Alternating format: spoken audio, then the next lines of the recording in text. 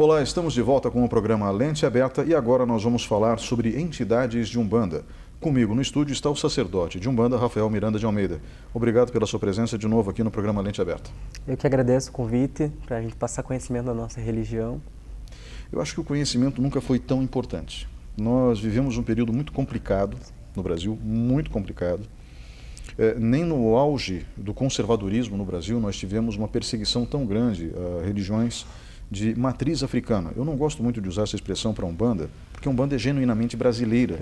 Tão brasileira que entre as religiões que compõem a Umbanda, catolicismo, kardecismo, as pessoas esquecem que o catolicismo faz base da Umbanda, né? Faz parte da base da Umbanda. Catolicismo, kardecismo, o candomblé, que faz parte da Umbanda como base, religião inspiradora, né? Temos também o xamanismo brasileiro, o apagelãs.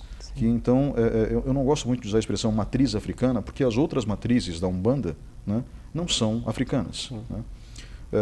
Mas, enfim, nós temos tido no Brasil uma perseguição muito desagradável, para dizer o mínimo, quando não violenta, a terreiros de Umbanda. No Rio de Janeiro, mais de 200 já foram depredados só esse ano. Né? E no Rio de Janeiro, onde a Umbanda é muito forte, onde nasceu, em 1908, através do médium Zélio Fernandino de Moraes, que fundou a religião Umbanda em 1908. Né? Então, ele tinha apenas 17 anos na época, então foi um ato de extrema coragem. E eu não consigo entender o motivo de tanta violência. Não dá para entender, já que a Umbanda prega amor e caridade, ou seja, ninguém faz mal para ninguém ali dentro. Né? Eu acho que falando um pouco sobre Umbanda, Pai Rafael, as coisas ficam mais fáceis. Né? E vamos começar primeiro explicando que não existe apenas uma Umbanda, existe mais de uma, não é mesmo? Diversas Umbandas. A Umbanda, ela tem diversidade dentro dela, né? A mãe Umbanda, ela acolhe muitas culturas. Então, da forma que o Pai de Santo é quem dirige os trabalhos, vai modificar conforme ele é. Então, se ele tem uma vertente mais católica, ele vai puxar essa vertente mais católica. Se ele já tem uma vertente mais africana, ele vai puxar essa vertente mais africana. E assim é para diversas outras formas, né? E por isso que a Umbanda é tão linda, porque ela tem diversidade dentro dela. Uhum. Nós temos, dentro dessas diversas ramificações da Umbanda original, do Zélio Fernandino de Moraes, uma que me chama muita atenção, que foi desenvolvida pelo médium Rubens Sarraceni, que é a Umbanda Sagrada. Umbanda Sagrada. Que, se eu não me engano, é o ramo de Umbanda no qual se enquadra o terreiro de Umbanda Caboclos da Lei, que é o seu, correto? Exatamente, ela se enquadra um pouco. Eu peguei base de diversas outras Umbandas, né, diversas outras filosofias de diversos pais de santo e fundamentei a minha filosofia. Então eu trago um pouquinho da Umbanda Sagrada, sim. Eu gostaria agora de falar sobre as entidades da Umbanda, porque pouca gente sabe disso também, existe uma confusão muito grande. Tem gente que acha que Umbanda e Candomblé é a mesma coisa, não é. Muito longe disso, diga-se de passagem. O Candomblé eu não acho confuso, eu acho muito interessante do ponto de vista antropológico e também religioso, mas é uma religião que às vezes é difícil de entender porque usa como matriz idiomática, né, como matriz linguística, a língua Yorubá. Né? É um outro idioma, então às vezes é difícil de entender o que é dito dentro do Candomblé por conta da língua, não por conta da religião em si. No caso do Umbanda não, a língua é a língua portuguesa mesmo, né? Mas poucas pessoas sabem que a matriz não é o candomblé, a matriz é o próprio kardecismo. Tanto que o Zélio tinha apenas 17 anos, Zélio Fernandino de Moraes, o fundador da Umbanda, ele sai de um centro kardecista dizendo que vai fundar uma nova matriz religiosa. Exatamente. E nós temos então grupos de espíritos, os guias de luz do kardecismo, né, esses espíritos que na Umbanda se manifestam de forma muito genuína, muito característica. Você poderia falar um pouquinho sobre essas entidades, então, para a gente agora? Então, a Umbanda é uma religião que ela combate a intolerância religiosa, né? Por esse um desses motivos que a Umbanda tem tanta diversidade dentro de espíritos, né? Porque eles são espíritos da nossa cultura brasileira. Então, essa diversidade é tão grande para a gente combater realmente a intolerância religiosa, combater a intolerância no geral. A gente iniciou a Umbanda, ele iniciou por um caboclo, por um índio, né? Ela foi fundada por um índio, caboclo das 7 encruzilhadas. Então, por ser fundada por um índio, ela já diz que é uma religião brasileira. E o caboclo, o índio, dentro do terreiro, ele traz essa essência brasileira, né? Esse início, antes da colonização aqui, eram os índios que moravam aqui. Os verdadeiros donos da terra eram os índios. Então, a Umbanda, ela trouxe como principal função e principal imagem para a Umbanda, o caboclo, o índio, que traz a força da natureza, a força das ervas, forças da terra. Então eles se apresentam como se fossem indígenas. Isso não significa que eles são indígenas, mas eles se apresentam dessa maneira para quebrar o preconceito, para disseminar a cultura indígena, mostrar para as pessoas que não é somente índio, aquele ser da mata, aquele ser que não entende, mas sim que foi e é uma imagem muito forte dentro da nossa religião e dentro do nosso Brasil. Então a Umbanda traz tudo de conhecimento que eles tinham, que eles têm, né, em relação às curas. A medicina comprova que o que eles sabiam antes da medicina é uma coisa muito correta, muito certa. Então isso já prova que eles têm muito mais sabedoria do que qualquer outro ser.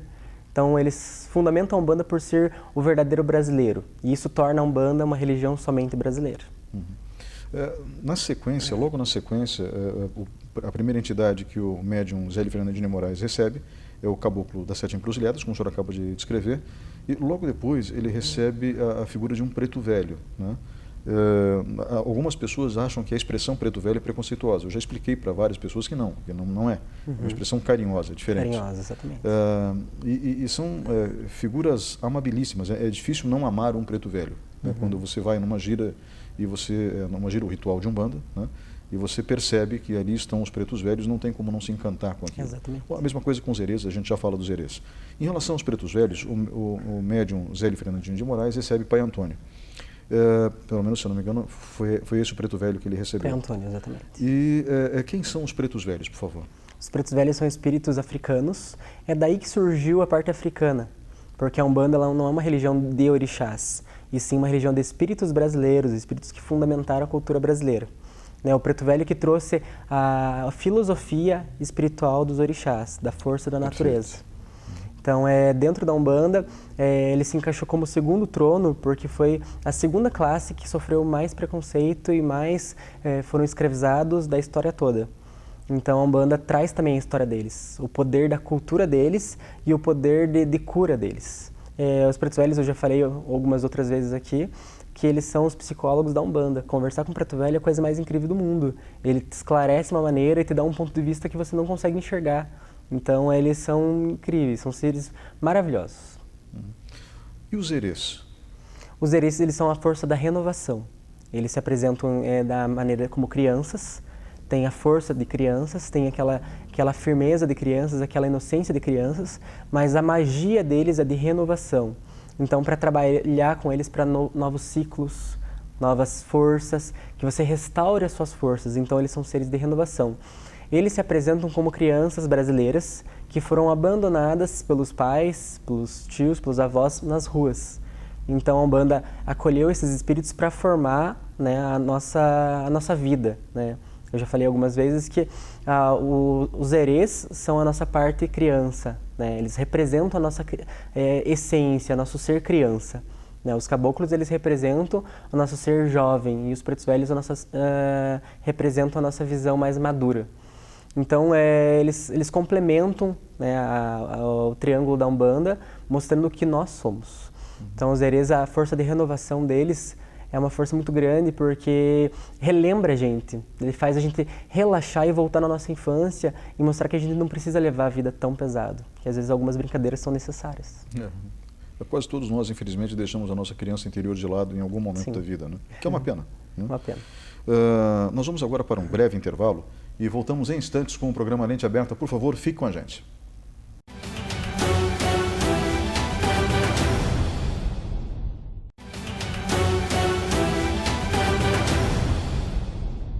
Olá, estamos de volta com o programa Lente Aberta, o assunto Entidades de Umbanda. Comigo no estúdio, o sacerdote de Umbanda, Rafael Miranda de Almeida. Pai Rafael, nós falamos no bloco anterior sobre três grupos, os três primeiros grupos, podemos dizer assim, da Umbanda, e que cativaram a atenção do público no Rio de Janeiro, no começo do século XX, quando a Umbanda foi fundada, em 1908. Né, os caboclos, os pretos velhos e os herês, as crianças, né? Nós podemos falar agora dos outros grupos. Vamos começar com a figura mais polêmica da Umbanda, que é o Exu. Quem é Exu? Exu a gente chama de guardião, é o nosso protetor. Ele é o espírito mais incrível dentro da Umbanda porque ele lida com a nossa sujeira. Né? O ser humano, infelizmente, é um ser muito impuro, muito cheia de vícios, de problemas, de defeitos. E o guardião Exu, ele é mal interpretado, infelizmente, mas ele é um ser de muita luz. Ele é o braço esquerdo de Deus, que vem para tirar toda essa sujeira, todo esse acúmulo de coisas negativas que a gente carrega no decorrer das nossas vidas. Ele se manifesta sobre nós para nos limpar. E ele muitas vezes acaba fazendo a gente refletir sobre essas nossas falhas, sobre as falhas que aconteceram no passado. Antes de acontecer a própria limpeza, ele faz com que a gente reflita mesmo o porquê que ficou dessa maneira, o que aconteceu para estar dessa maneira.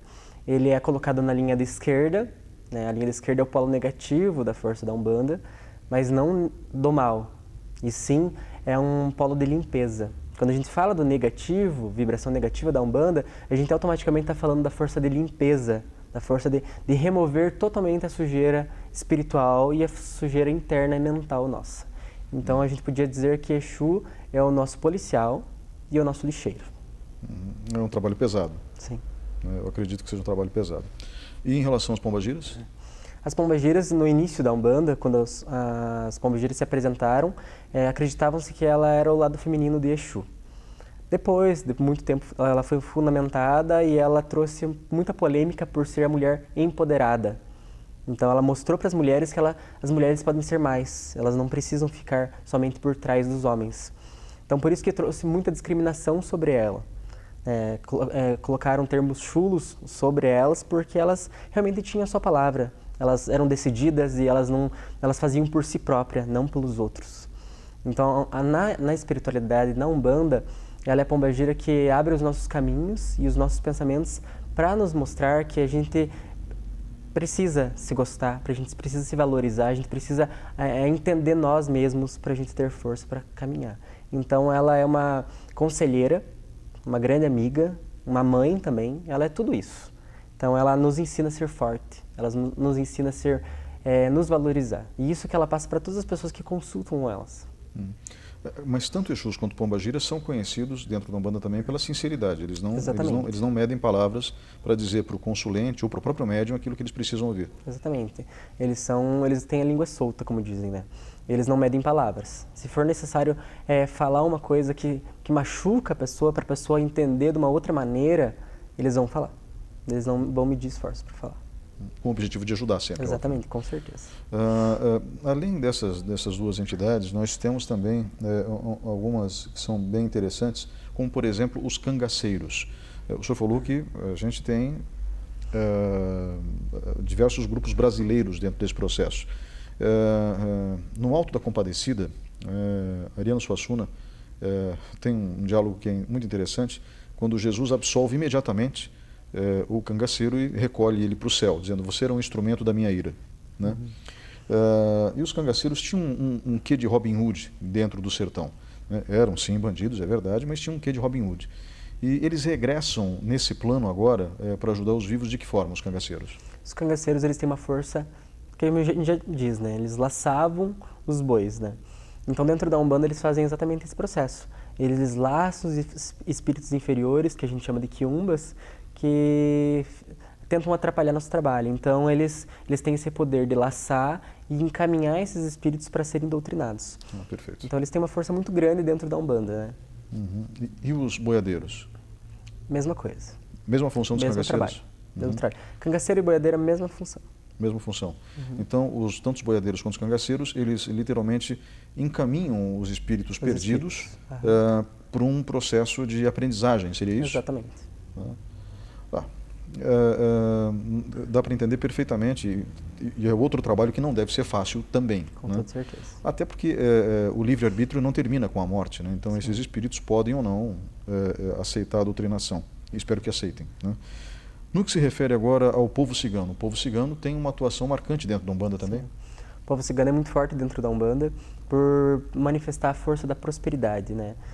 A Umbanda acredita-se que os nossos sentimentos, as nossas emoções são todas energias. E a prosperidade é uma energia, então eles têm o poder de manipular a energia e trazer a cultura também deles.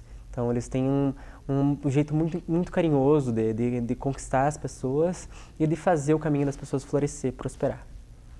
É muito comum um médium que não tem a mínima habilidade com cartas quando incorpora um cigano, de repente começa a fazer leitura de tarô, por exemplo. Sim, acontece. Né? Então, os ciganos incorporados nos médiuns fazem um atendimento que um cigano faria nos dias de hoje num acampamento mais tradicional. Seria isso? Também. Podemos falar por alto, assim, como se fosse para tentar estabelecer um padrão de comparação? Sim, dentro dessas categorias, nós não podemos esquecer o povo do Oriente. Né? Povo incrível. Pois é. Mas a linha do Oriente, o Oriente em si é imenso. Né? Quando a gente pensa no Oriente, a gente pensa na Índia, na China, passando pelo Tibete, nesse processo, é óbvio, vai até o Japão. Então, é imenso. Não dá para esquecer também o Antigo Egito, né? Que está ali no Oriente Médio, mas é Oriente. Né? Então, no norte da África, é verdade, mas faz parte dos povos do Oriente. Mas quem são esses orientais, assim, e qual é a função deles dentro da Umbanda? Eles são a linha de cura, que a gente chama.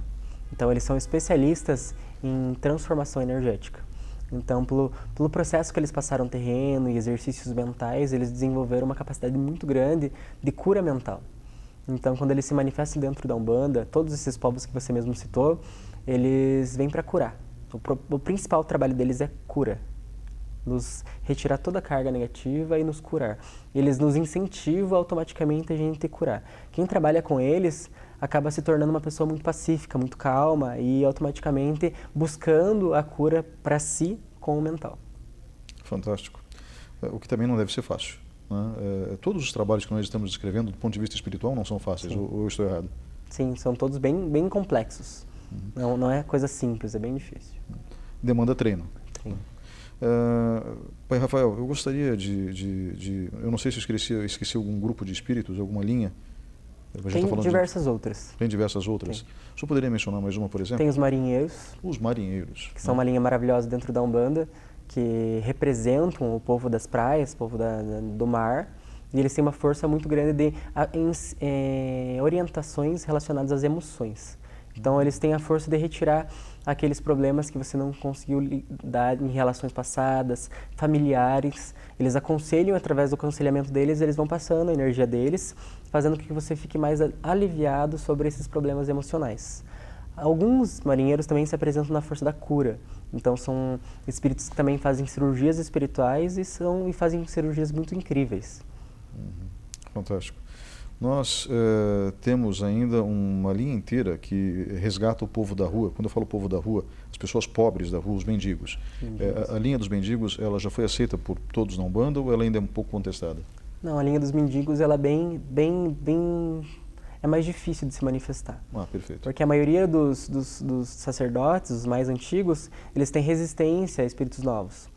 Nós, que somos mais jovens, a gente busca o que a Umbanda mesmo fala, acolher aqueles que querem ajudar. Então, independente se é espíritos ou humanos, seres encarnados, eles querem fazer o bem, eles vão se unir a nós. E os espíritos da rua foram esses, que em alguns terreiros se manifestaram falando que poderiam ajudar. Principalmente do lado depressivo, no lado de depressão, eles ajudam. Muito interessante. O senhor acaba de falar de cura novamente. Se alguém quisesse, ou se alguém desejar, melhor dizendo, obter maiores informações sobre a Umbanda, é possível procurar o senhor ou não? Sim, com certeza. Onde fica o terreiro de Umbanda Caboclos da Lei? O terreiro fica na rua Rio de Janeiro, número 719, na Nova Rússia, próximo ao Shopping Total. E qual é o horário de atendimento? Nós temos um site que tem o nosso calendário, que as nossas giras elas mudam conforme o mês. O nosso site é www.caboclosdalei.com. Lá tem todas as informações das nossas giras, como que funciona a Umbanda e diversas explicações para quem é leigo não entende. Novamente, Pai Rafael, obrigado pela sua presença hoje aqui. Eu que agradeço. Nós vamos agora para um breve intervalo e voltamos em instantes.